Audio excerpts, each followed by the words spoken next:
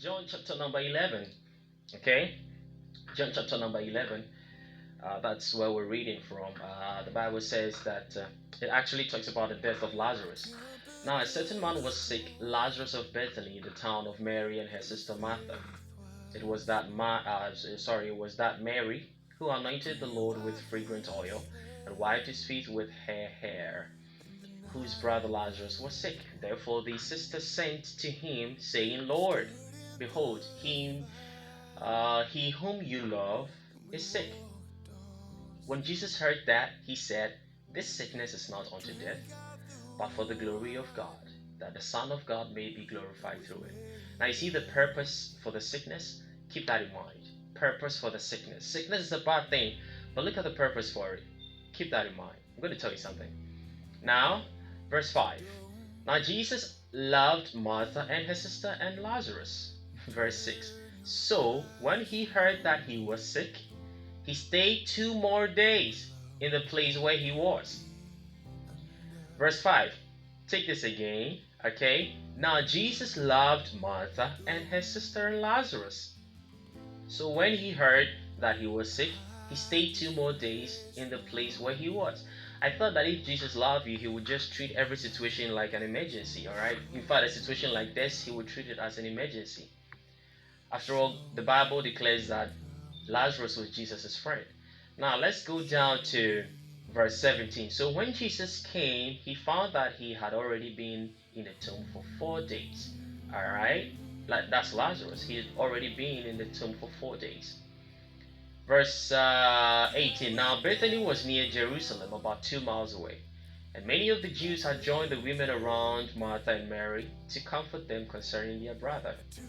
Verse 20. Now Martha, as soon as she heard that Jesus was coming, went and met him, but Mary was sitting in the house.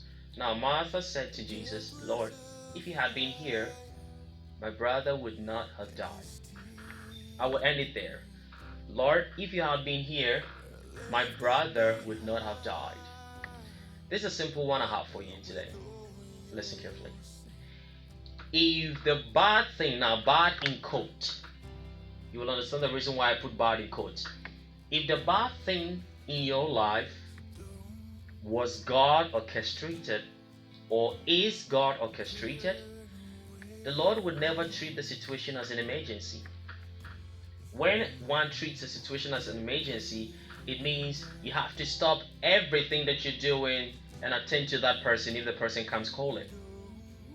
But this is a situation that someone is sick and that sickness could result in death, and you wait for 2 more days, and in fact when he got there he had been in the tomb for 4 days.